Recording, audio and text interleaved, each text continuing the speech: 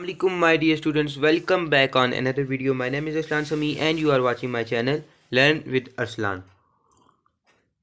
जैसा कि हम चैप्टर नंबर 3 अर्ज़े पाकिस्तान हमने स्टार्ट किया हुआ था और आज की इस वीडियो का टॉपिक है पाकिस्तान की आबो हवा, क्लाइमेट ऑफ पाकिस्तान। आज की इस वीडियो में हम पाकिस्तान की आबो हवा के बारे में जानेंगे। ये जानेंगे कि मौसम और आबो हवा क्या चीज़ हैं और इनके दरमियान क्या फ़र्क है और कौन से अनासिर, कौन से फैक्टर्स हैं जो इन पर अफेक्ट करते हैं। इन तमाम चीज़ों के बारे में आज की इस वीडियो में हम जानेंगे। इससे पिछले वीडियो लेक्चर का में हमने पाकिस्तान के तिबी खदोहाल के बारे में जो है वो बात की थी कि पाकिस्तान के जो है वो मैदानी इलाके कैसे हैं, पाकिस्तान के पहाड़ी इलाके कौन कौन से हैं, कैसे हैं, कहाँ पर वाक़ हैं, रेगिस्तानी इलाके कैसे हैं। उसके बाद हमने पाकिस्तान के साहिली इलाके, इन तमाम चीज़ों के बारे में बात की थी। अगर आपने वो वीडियो नहीं देखी तो आप मेरे चैनल को विज़िट कर सकते हैं, वहाँ पर भी वो वीडियो मौजूद है। बेसिकली वो वीडियो मैंने जो है वो 2 पार्ट्स में जो है वो डिवाइड करके अपलोड की थी और इस वीडियो के लास्ट में भी उस वीडियो के दोनों पार्ट में मेंशन कर दूंगा। अगर आपने वो वीडियो नहीं देखी हुई तो वो वीडियो आप देख लें। तो चलिए शुरू करते हैं आज की वीडियो। अगर आपको ये वीडियो अच्छी लगी तो इस वीडियो को करिएगा लाइक और इस चैनल को करिएगा सब्सक्राइब। पाकिस्तान की आबो हवा, सबसे पहले हम ये जानते हैं कि आबो हवा क्या चीज़ होती है या मौसम क्या चीज़ होती है। किसी भी इलाके की हवा का दबाव, एयर प्रेशर, वहाँ का दर्जा हरारत, वहाँ का टेम्परेचर, किसी भी इलाके या जगह की हवा का दबाव, वहाँ का दर्जा हरारत, वहाँ में नमी यानी ह्यूमिडिटी और बारिशों की जो कैफियत है उसको हम कहते हैं मौसम। किसी भी जगह में हवा का दबाव, दर्जा हरारत, नमी और बारिशों की कैफियत को हम कहलाती है मौसम।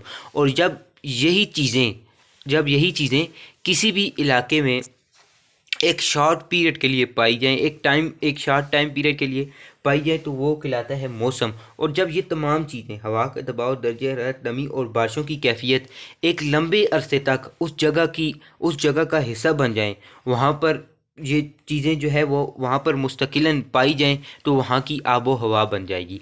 यानी कि ये तमाम चीज़ें, हवाओं का दबाव, दर्जे हरारत, नमी और बारिशों की कैफियत एक लंबे अरसे तक उस जगह का हिस्सा बन जाए तो वहाँ की आबो हवा या क्लाइमेट कहलाएगी। बेसिकली ये 30 से 35 साल तक अगर ये चीज़ें वहाँ पर कांस्टेंट हैं, वहाँ पर मुस्तकिलन पाई जाती हैं तो वहाँ का जो है वो आबो हवा कहलाएंगी। मिसाल के तौर पे अगर हम देखें आबो हवा के लिहाज से 2 इलाकों को हम कंपेयर करते हैं आपस में, कराची और मरी।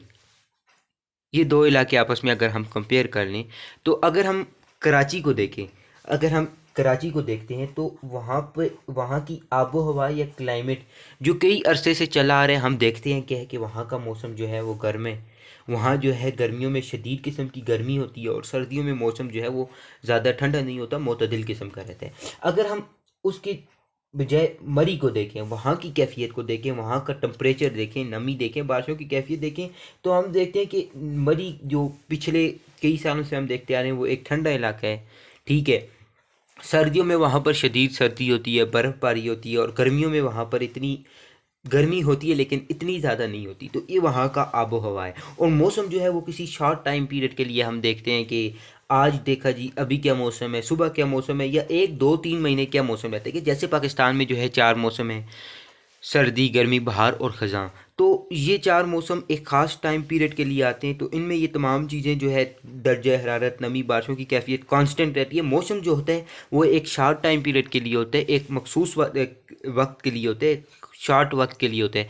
और जो आबो हवा होती है, आबो हवा वो इस इलाके में कम से कम 30 से 35 साल तक वो सेम रहती है। ये थी आबो हवा और दर्जा हरारत में मैंने फ़र्क बता दिया और मौसम और आबो हवा क्या चीज़ होती हैं। अब कौन कौन सी चीज़ें इन पे अफेक्ट करती हैं, कौन कौन से अनासर हैं जो इन पर अफेक्ट करते हैं, आबो हवा और मौसम पे कौन कौन सी चीज़ें जो है अफेक्ट करती हैं, आबो हवा किन चीज़ों पर इन्हिसार करती है। तो आबो हवा का इन्हिसार ख़त्ते इस्तिवा से फासले पर होता है। ख़त्ते इस्तिवा क्या है? ये एक इमेजिनरी लाइन है कि जैसे हमारी अर्थ है, हमारी ज़मीन है, तो हमने एक दरमियान से लाइन पास की हुई है, इसे हम ख़त्ते इस्तिवा कहते हैं या इक्वेटर कहते हैं। तो जो इलाके या जो कंट्रीज ये ख़त्ते इस्तिवा के पास पाए जाते हैं वहाँ पर जो है वो गर्मी होती है, और जो इलाके इस ख़त्ते इस्तिवा से दूर होते हैं वहाँ पर जो है वो सर्दी होती है। क्यों? कि जो सूरज है, जो हमारा सन है, वो इन इलाकों पर उसकी रोशनी डायरेक्टली पड़ रही होती है। और जो दूर वाले इलाके हैं, ये जो ख़त इस्तिवा से दूर है, यहाँ पर सर्दी इसलिए होती है कि यहाँ पर सूरज की रोशनी मुकम्मल तौर पर नहीं पहुँच सकती। तो आबो हवा में सबसे पहली चीज़ जो आबो हवा को अफेक्ट करती है वो है ख़त इस्तिवा से फासला, कि उस जगह का इस ख़त इस्तिवा पे, इस इक्वेटर से उसका कितना फासला है। दूसरी चीज़ है समंदर से फासला, उस जगह का समंदर से फासला कितना है, ठीक है, कि जो जगह है उसका समंदर से फासला कितना है। उसके बाद पहाड़ों का रुख, उस जगह में जो पहाड़ हैं उनका रुख कैसा है। और लास्ट जो चीज़ है वो इस पे अफेक्ट करती है, वो जी सतह समंदर से ऊंचाई, कि उस जगह की सतह समंदर से ऊंचाई कितनी है, जो उस जगह की जो है ना वो सी लेवल से, उस जगह की सी लेवल से जो है वो हाइट कितनी है।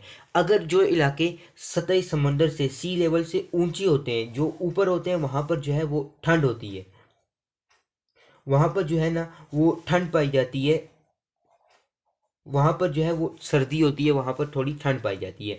और जो इलाके सतह समंदर के करीब होते हैं वहाँ पर जो है वो इलाके गर्म होते हैं, वहाँ पर गर्मी पाई जाती है। तो ये चीज़ें जो है वो आबो हवा पर इन्हिसार होते हैं इन चीज़ों का। हमने कहा कि मौसम क्या होता है, किसी भी इलाके की हवा का दबाव, दर्जे हरारत, नमी और बारिशों की कैफियत को हम कहते हैं जी मौसम। मौसम जो है एक ख़ास टाइम पीरियड की ये चीज़ें हम देखते हैं कि वहाँ पर मौजूद हैं। और यही चीज़ें जब एक मखसूस एक लंबे अरसे तक वहाँ का हिस्सा बन जाएँ, कम अज़ कम 30 से 35 साल तक, तो वो वहाँ का जो है वो वहाँ की आबो हवा कहलाती हैं। और कौन कौन सी चीज़ें आबो हवा पर इन्हिसार किन किन चीज़ों पे है, ख़त इस्तिवा से फासला, समंदर से फासला, पहाड़ों का रुख और सतह समंदर से ऊंचाई, ये चीज़ें जो हैं ये अफेक्ट करती हैं आबो हवा को। आबो हवा का इन्हिसार इन चीज़ों पर है।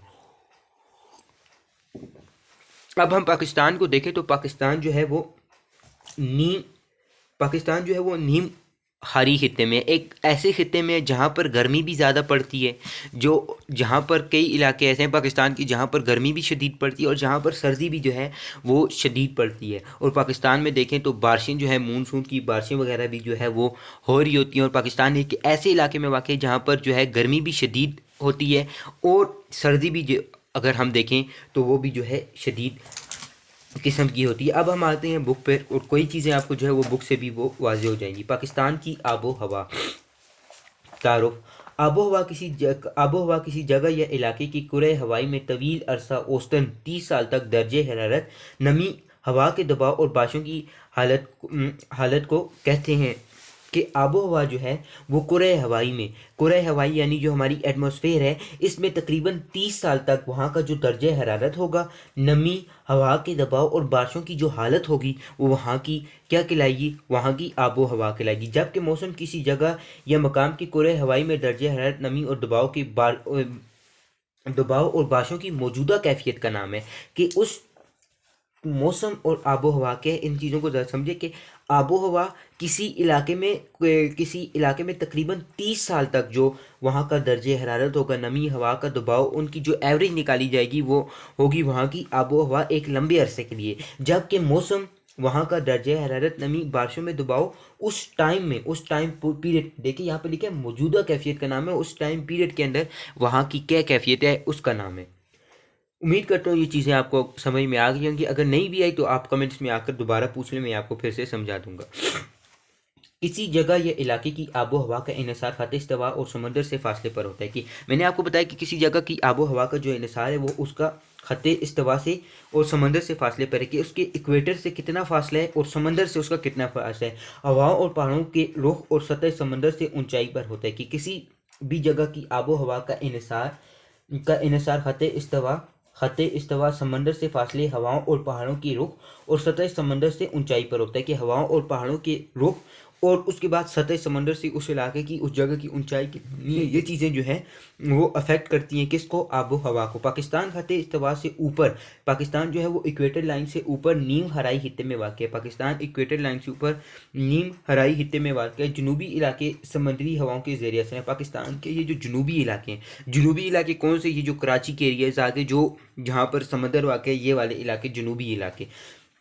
कौन है ये समंदरी हवाओं के ज़ेरे असर है। यहाँ पर जो है वो समंदरी हवाएं चली होती हैं। मूनसून और मगरबी हवाएं बिलतरतीब मौसम गर्मा की आखिर और मौसम सरमा में बाज़ इलाकों में बारिशों का बायस बनती हैं। जो मूनसून की हवाएं हैं और मगरबी हवाएं हैं, ये जो है मौसम गर्मा के एंड में और मौसम सरमा में बाज़ इलाकों में बारिशों का बायस बनती हैं। इनकी वजह से बाज़ इलाकों में बारिशें होती हैं। जबकि शुमाली और